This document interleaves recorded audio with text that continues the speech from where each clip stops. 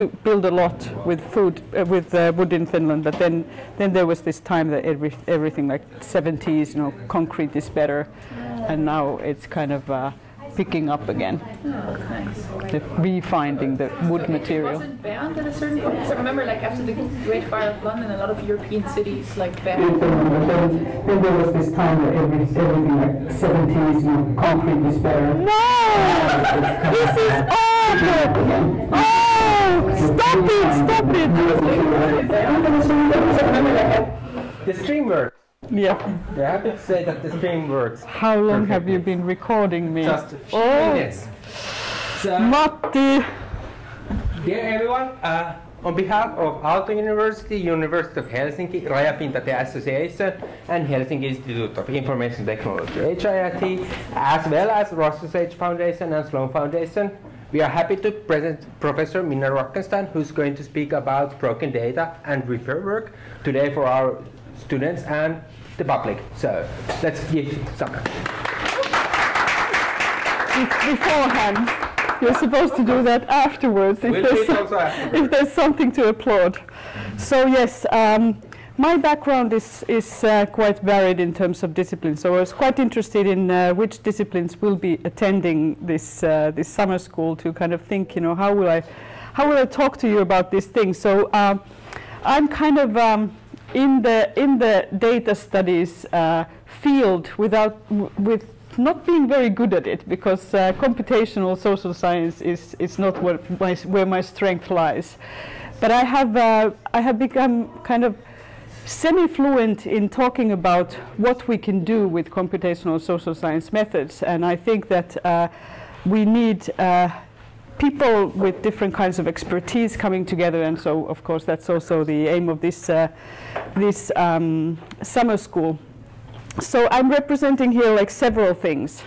Citizen Mindscapes is a project that I will talk to you about. It's an open data project where we are doing a lot of experimentation with big data, and broken data is something that kind of arose. I didn't know that it was actually a kind of a research theme that I would be interested in, but the data that we got, I will tell you about it, was broken in many ways, and so I became interested whether we can think of it not only as missing data, as is done often in computer science, but could we actually think of brokenness as some sort of a research inspiration or research opportunity that actually brings us to new research questions.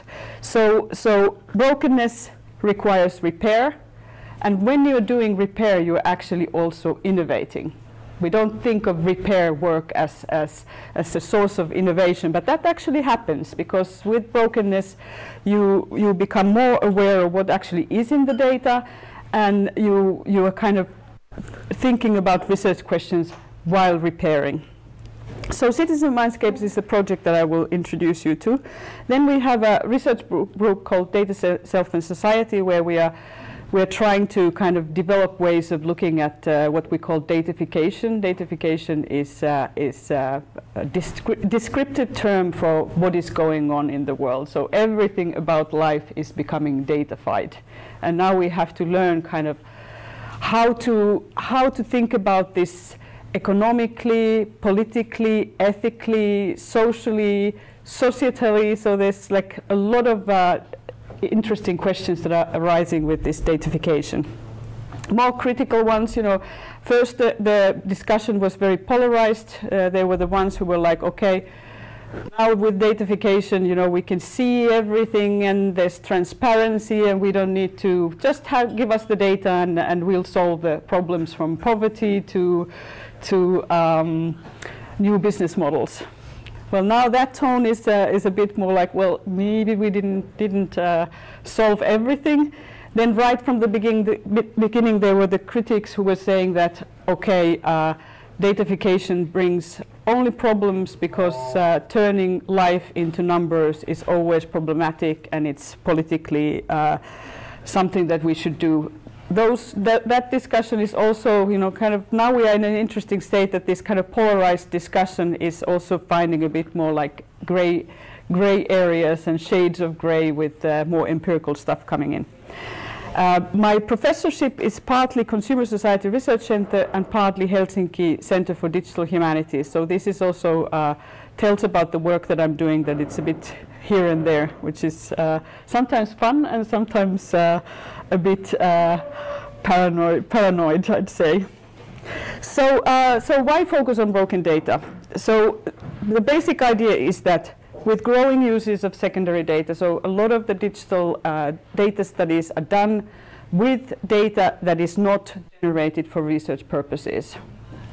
And as researchers, we have to take that very seriously because we don't know exactly how the data came to be, especially if we are relying what the companies say. It's not necessarily what is actually there, or so we have to learn to understand and pay attention to brokenness and the work of repair. So the Citizen Mindscapes project started as a kind of a, I'd say it's a pretty wild project in the way it's so unusual. So this guy here is a CEO of a big media company in Finland called Aller. And this is his golfing or swimming buddy, who's my professor friend Mika Pantsar. And he started telling him that, you have all of that data lying on your server. Shouldn't you do something about it? And the legend tells that, yeah, he had been already approached by Google, who wanted to buy the data, but he was kind of like, something is not right. I don't want to sell it to an American data giant, no. So then he was like, okay, let's try it. Let's do a research project around this data. But because me and Mika, we are not really good with computational methods, we said, well, why don't we just do an open data project, which was kind of like one step more. You can open the data for a certain small research community, but to open it to anybody who would like to study it was very wild. So eventually he said yes. And then we had various other people. This was kind of like the first group, and the first idea was that we would do like various kinds of, we had this idea of national thermometers of discussion and all these things, which then turned out to be not so great ideas. I'll tell you why. But the original numbers were, so this is a discussion forum where 86% of Finns visit monthly, but not because they go to the actual forum to do things, but this is actually related very closely to Google traffic. So if people ask, what do I do? My cake is not rising. No, they end up going to this forum. So that's also very interesting, that we rarely think of platforms in relation to traffic that kind of keeps them alive. So many of the discussions in this forum, they are alive because people end up in this forum. Like 2011, something discussed something health related, and then it's kind of alive, the conversation. And there's actually one research opportunity that I have been selling again and again, but nobody understands how great it is. We have metadata of the readers and the writers. Nobody has really looked at the reader data, which would tell that which discussions are actually interesting in terms of readership. So a kind of a new way to look at this kind of data. The great thing is that originally we had 70 million comments. It became less and less due to reasons that I will explain you. But the great thing is that it's 15, 16 years. It keeps coming more. So now it's 16 years of data. So it's a really like a longitudinal view of what is going on in these discussions.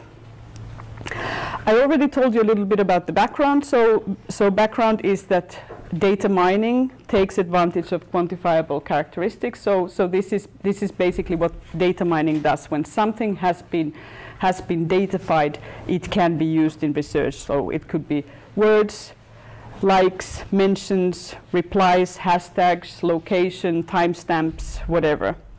And digital methods, of course, provide kind of or promise that with these kinds of tags we can get powerful new ways of knowing what citizens and consumers, what they say, do, and feel. The whole discussion around emotions is expanding, and we have actually Juha Alho is working on the emoticons on the discussion data, so that's also quite interesting. You know, what is happening in terms of which discussions make people use smileys and which discussions not.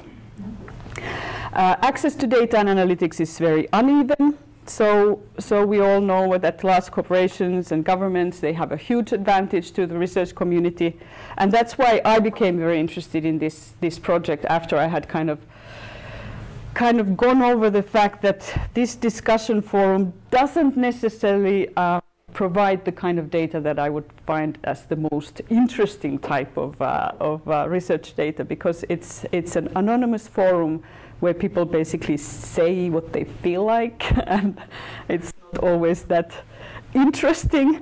But the anonymity, it also it does something interesting. We've looked at, like lately, we've looked at, for instance, you know, which discussions require, or it looks like that they really require anonymity, because there are a lot of discussion forums that Facebook or many other places where you can discuss similar things. So why this online forum has actually maintained its liveliness with the competition with other forums is that there's health-related discussions seem to be discussions that really require anonymity. Then there's local discussions where people want to debate things that are happening in their local commune, and then there's this kind of critical discussion about society equals often racism, and we hate people in power. That's also is very lively in this kind of forum. So basically, I don't know how well aware you are of the kind of the debate around platforms, but basically this is what has been debated in the last years: troubling consequences of platform-driven conversations, less privacy, more surveillance, social and economic discrimination, which comes from the way people are profiled in not only in online discussions, but in platforms in general. So people can be, for instance, categorized as good targets for advertisement, or as mere waste that we don't spend time with those. So in my understanding, the Citizen Mindscapes project kind of promised that it could be some sort of a counter move, that it would promote more open approach to data mining, and actively foster the research community that is interdisciplinary, and possibly it could even feed into a better public life. Does it happen when you have just data? Can data produce these things? That's an interesting fiction, because open data, of course, it serves the technologically savvy research community, and then you end up often doing things that the data and the methods allow. So it's like, okay, now we have all of this data, so we have to do something about it. My understanding was that we should actually think, what kind of research questions we want to ask with this kind of data, and that actually led slowly to this idea of the broken data. So what kind of digital data this kind of data is?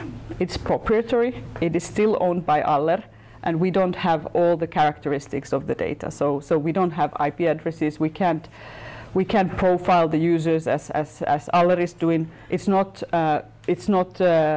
real time, so we can't have the same access. Like today, for instance, I was having lunch with one of the people of Aller, and she was talking about how interesting it is that some discussions have generated over the last day like 2,000% more conversations, and I'm there like, ooh, I want to see it. But we don't have access to that kind of real-time aspects.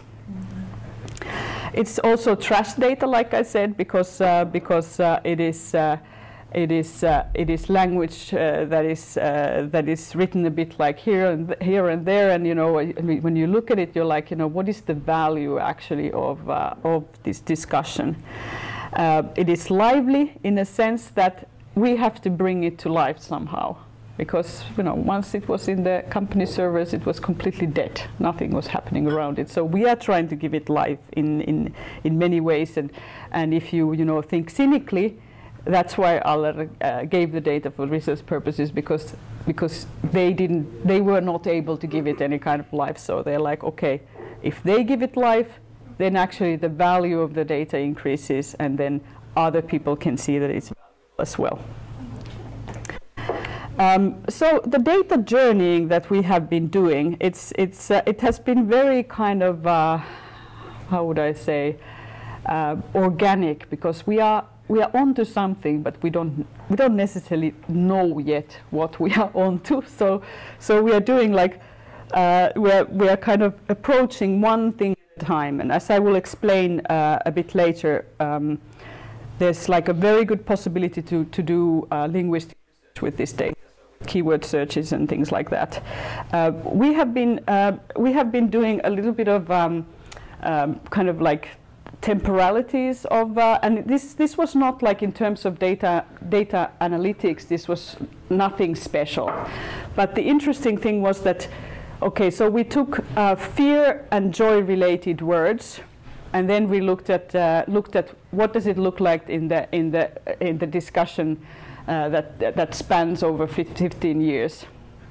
And as a kind of a sentiment analysis experiment, it's nothing to write home about, but then when you we start to kind of theorize it a bit, like what is actually happening here, you can do some sort of rhythm analysis with it, and start thinking about, okay, if we think in terms of years, what does the rhythm analysis of this discussion data tells? It tells that something quite dramatic has happened in joy-related discussions. So you have the 15 years, and year 8 would be 2006, 2007, when Facebook started to become more popular in Finland. So you have kind of this like hypothesis. Okay, so the joyful people, they just left. They went to Facebook. One possibility is that the smileys were introduced, so that's going to be very interesting to see when did the emoticons, you know, become part of the conversation landscape. Did people start? Did they start talking about joyful things with emoticons? So is that the reason? And then if you start looking at these in relation to the discussion areas, you might see something interesting. With hourly rhythms, there's a very clear pattern. So basically, between 2 and 4 at night, fear-related discussions peak. And that's interesting, because you have kind of this like, which is something that you know that it could be, but with these kinds of explorations, you can kind of demonstrate that, you know, it actually happens between 2 and 4 at night. People are fearful, and they are talking about that feeling in the discussion forum. Another thing is that relatively speaking, the messages tend to be longer at that time. So you might find that there's something interesting. Then there has been like exploratory topic analysis that we've been doing, and this is something, and dynamics in thread, which is like completely like in the beginning. So this we haven't done, which is much more difficult, rather than taking the whole discussion data, but actually work with the discussion threads. So this kind of semi-autonomous learning of concepts was tried out with Medicine Radar, which is a kind of prototype again. What could be done, and we took the health discussions on the forum. There's 19 million comments, 200 million words, and 16 years, and developed with a company called Footerize I can't tell you the specifics, but they are in a paper that we have written about the process, how it was done.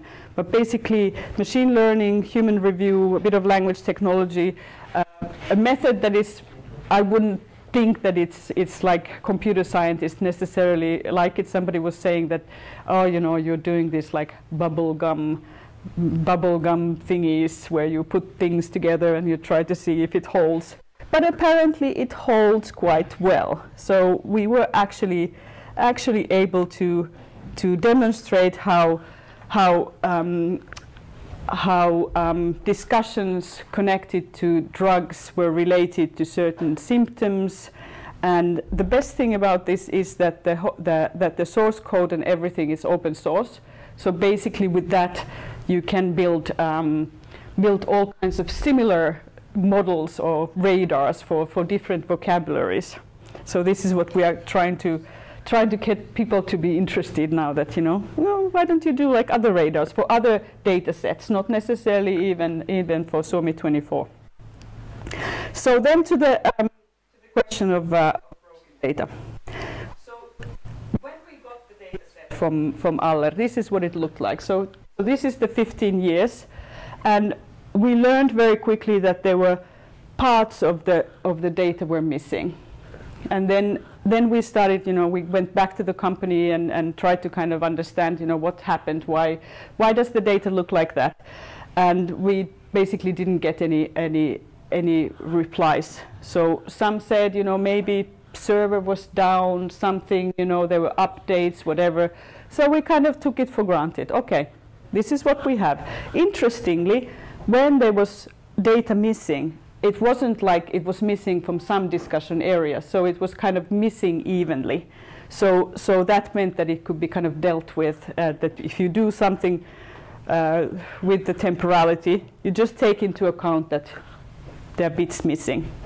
And then there was this spam bot, which I was also very, very curious about, but I kind of left it there. So we wrote a paper together with my Australian and Swedish colleagues kind of conceptualizing this idea of broken data. And this is very much the kind of, I was trained as an anthropologist, so this is kind of from that discussion. So we thought, what if you try to understand or conceptualize what this broken data is? So it's basically a metaphor. It's a metaphor. What does it mean that something is a metaphor? It means that it's good to think with. And already now, you know, people are saying that, okay, actually this broken data approach, this fits very well if I'm looking at like legal documents. So if I'm looking at, you know, if I'm looking at, what else was there? I can't remember now, but it looks like the broken data is something that people are very familiar with it, but they have not necessarily kind of thought about it further. And this is what metaphors are good for. So metaphors are kind of, they are framing devices. So if you think about stuff through brokenness, you start seeing that, okay, there is something there. And interestingly, in the whole kind of social science debate, we do see a lot of talk about data through metaphors, because it is, for people who actually work with the data, it is very material, but for people who think about the data, it comes kind of alive with metaphors. So there's not only broken data, there's also rotten data, which I have never really understood. I already used the concept of lively data, which means that you somehow have to give life to the data. If it's just lying on the servers, it's basically dead. It doesn't do anything. It's just collected. It could be dirty data, whatever that is. It could be leaky. We know that data leaks are very common. Data leaks. It can be even sick data. This was my Australian colleague, and I was like, "Well, come on, you know, sick data." But she was like, "Think of viruses, you know, data does get sick." It can be beautiful. There's a very nice book by Orit Halpern, which is called "Beautiful Data," where she looks historically when we started looking at data through visual metaphors and kind of visualization tools, and we think that, okay, data is beautiful. Like similarly then for data analytics, like algorithms can be very elegant or beautiful, also data can be beautiful. So in a way it's a good way to think. Stephen Jackson is a science and technology studies scholar who is advocating what he calls broken world thinking. And he says that what actually happens when we take breakdown and decay rather than novelty, growth and progress as our starting point in thinking through the nature, use and effects of information technology and new media. And I think this is very interesting because we tend to be drawn to the emergent. We're interested in new platforms and we are interested in new technologies. And I've also, done a lot of research with things that are kind of new. And with this Suomi 24, I'm dealing with kind of media that is more in the kind of the dying process than in the birthing process. So it's a platform that has been there forever, but it's just like somehow it's struggling along.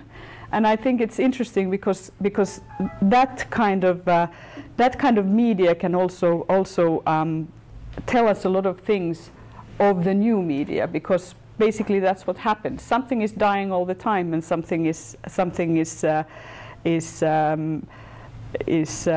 living. So basically, then one way of looking at it, what happens to the data in terms of brokenness, is you can think about it in terms of journeys. This is also a very kind of cultural studies kind of way, but so as I said, so Suomi 24 data, it was generated without much thinking. It was kind of like a side effect of what they were doing, and it lived in the company servers for over a decade before Mika Pantsar started talking about it. So then when it becomes research data, it's really not anything before it gets a place. So where do we actually put them? And this is not a simple question, because we have certain kinds of data infrastructures for hosting these kinds of data sets, but we don't have others. So we are kind of in a state where the infrastructures that we have, they are supporting certain kinds of data journeys and not others. So in our case, we had, this was like a good tool that we already had, or toolbox or whatever. So if this is the data, we have a language bank where the data could be kind of absorbed into linguistic searches, and this works very well. But what we wanted to have is we wanted to have a social media toolbox, so that people who don't know how to do data analytics by themselves, like who don't do coding, they could also use this data. And this has been like extremely difficult, because for instance now we have the medicine radar, but we don't have in that medicine radar, we don't have openings to the original discussion threads, which are online already. So they are publicly open, but the company was worried that if we open that to the general public, then there might be privacy concerns, and I agree with them. So now we need a place where we could have this kind of researcher version of the medicine radar, but there's no place for it. So I've had like tens of email exchanges of what do we need for the authentication and for this and for that, and all of this needs to be built.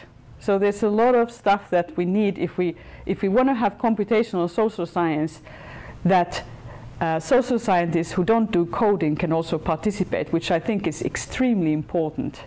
We have to have environments.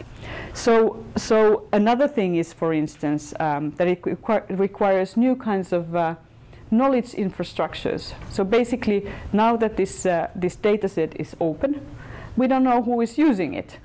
So we might actually learn something from the people who are using it, but because no such knowledge infrastructure is in place, it's completely random whether we ever find out that the people have been using the data and learning something. So at first we had this idea that we are going to have this Connect lab where all people can come and then we can share the ideas. University doesn't recognize such way of working. So basically, I had a very funny encounter with a professor who came to Helsinki to kind of see the work that we're doing, and she was like, "Where is your lab?" And I was like, "There is none." And why isn't there? Because this is not the way that social sciences are necessarily working.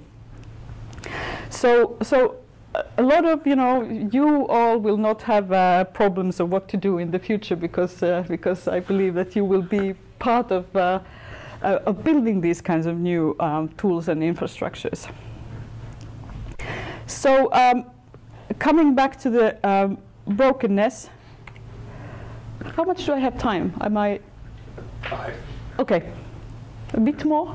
Yeah. Okay, good. I'm not bored. I hope you're not. So basically, from the kind of societal perspective, if we think about this kind of online forum, it's broken the data on so many levels because it offers like discontinuous, partial, interrupted use to social and societal aims. So then if you do think that, okay, this is societally broken, this data, you have to understand how it is actually produced. Who is tampering with the data? And this brought me immediately to the idea that we need to understand the moderation practices, because the moderators are actually closest to the data that you can be. Unfortunately, we don't have the removed messages are not part of our data set. But we've been doing a lot of work with the moderators of the company. And interestingly, or maybe not interestingly, wonderfully, this book came finally out. I've been really looking forward to it, Custodians of the Internet by Tarleton Gillespie. I don't know how to say it, but Gillespie is his last name, where he's saying that actually content moderation is something that has been completely overlooked in the discussion on platforms, and by simply the fact that moderation practices are there to shape the data by excluding certain kinds of messages means that moderators' input is hugely important in the formation of the data set. What I did was that I decided that moderators will actually become my co-researchers. So in my newest research project, one of the moderators is actually part of the research project, because if I ask her what is going on in the platform, she can always tell me, which is quite amazing. So after we had the broken data article, I went back to one of the programmers there, Matti, and we were talking about spam. And then he was looking at the picture and he was like, "Why are you using that kind of data set?" And it was just so amazing, the question, that I didn't hear it, because I thought that after 2-3 years that we've been working with this data set, this cannot be a question that is asked. So basically, it turned out that the data set had become broken while it was moved from the other server to the university server. So for the past 6 months, we've tried to find a clever way to repair the data. And of course, there's one person in the company who is like hugely overworked and whatever, but now finally we are getting the data, and we have already built a database with the broken data set. So this is very. Another thing, that the focus on spam was quite interesting. That was another question that I had, that what actually happens to removed messages in terms of the data set. And they actually all leave a mark. This message has been removed by admin. which drove the database guy Julian crazy, because he was like, okay, that means we are going to have a lot of those messages in the data set. So there was 1 million of them. And on that particular day, 17th of 7, there was a guy who was actually spamming quite professionally. But interestingly, because this message has been removed by admin, we can see what happens in terms of the data set during these 15 years. And here you can see that activity. But other than that, it has been fairly, there's not, this is the huge hate speech spike that was in Finland. It was the so-called refugee crisis 2015. And if you look at it longitudinally, it wasn't something very, very special. So, so these kinds of forums have generated hate speech right from the beginning. But here, the kind of the general discussion found them. But this also means that if you start mapping where these spam messages or removed messages actually are, you can come up with this idea of clean and wild discussions. Which discussions actually stay clean and which are very wild, where a lot of messages need to be removed. So this is, I think this is a good example of how the brokenness actually, little by little, brings us to a completely new way of looking at the data. So clean and wild discussions, these are themes that have been particularly wild, for instance. There's also others, but religion, particularly Islam, doesn't surprise anybody who knows Finnish society.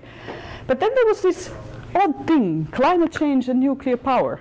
It's like, what is this? Swedish National Party is also always on the topic, because we have so-called forced Swedish. We are all forced to study Swedish. So that's a constant theme. So, so climate change and nuclear power, I thought, okay, I have to dig a little bit deeper what's there. And this is, I think, is very interesting also in terms of studying big data sets. So climate change and nuclear power, same two people fighting, possibly only one person. So what looks as if it's a lot of discussion and a lot of debate can actually be, if you look at it from the moderation perspective, you see that, okay, two people fighting, and this one person thing was also something that I have learned, that a lot of the discussions can be kind of dialogues by oneself. When there's no answers, people answer to their own questions. And the same kind of thing also happens in conspiracy theory and atheism, evolution. So the same writers are kind of going around from one place to another.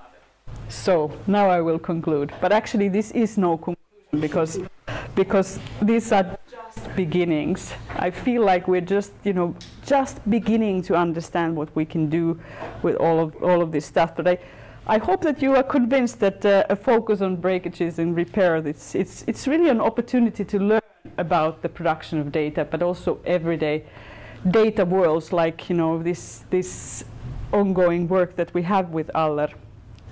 And they can what they actually also do, they really break these kind of linear and solutionist stories of big data, because all of this stuff that I have demonstrated to you, it just requires so much work. So what do we need? More diverse data practices and ways that they take us to unforeseen directions. So we have time for 1 or 2 questions, and I'm going to start by asking that, okay, after all of this, what would you tell to someone who might have been collecting the data today or yesterday and is now inspired by your talk? So what are the key things that they might want to look from their data? I think I would they might want to reflect on what have they actually done. I think this is interesting. Where did the data come from? What is it? Could you kind of look at it from a kind of an outsider's perspective? That who might have possibly produced? What might be missing from this data? And if it just feels like brokenness doesn't talk to you at all in terms of this, that's also interesting. Do you think that this is it? Any other questions from the crowd? Yeah? I guess related to just broken data and knowing your data sets. I'm just wondering, maybe it's sort of a discussion question, but you emphasize that it's important that we create tools for social scientists to use that don't know how to code. And wouldn't you be afraid that once we make it really easy, then it's more easy to also overlook what's actually happened with the data before they got it, or what their tools are like, what people did, because we also today we that's a good question. Sometimes you don't know what's going on behind the scenes.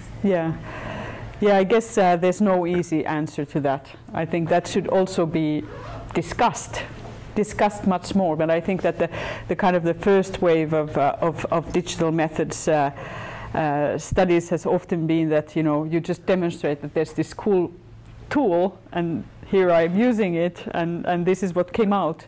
But this kind of reflection of what actually came out and why, and I think that one of the things is that with this research project, we can kind of try same things also again, and then miraculously you might not get the same results. And I think that those kinds of things are also very, very helpful. Okay. Yeah. Second question by anyone, or shall we call it a day? I have one more question. So, you mentioned that one seemingly heated discussion might just be one person discussing the topic. Yeah. Are there similar problems with the data that we should keep in mind, for example, when we look at data from the web? If we try to make conclusions about how people interact, we don't want one person. Yeah, we don't. Which actually, it's actually quite interesting. I think it would be interesting to have somebody discussing all the discussions that we have with ourselves, or with machine generated agents. So. What could be similar? I'm thinking about. I guess I would also be very interested in these machine-generated agents. I think they are becoming also an interesting force in discussion forums. They have been studied some. Yeah. Is it a short one? No. Short one? Short one. Short one. Okay. How would you define brokenness in a nutshell? In a nutshell. Brokenness. Yeah, that's a good question. I guess I haven't. I guess I don't know how to talk about it in a nutshell. It's because it's not really a concept that is to be defined, because the idea is that it opens things. So I think there needs to be some sort of openness in the concept itself, because you can look at various things with it.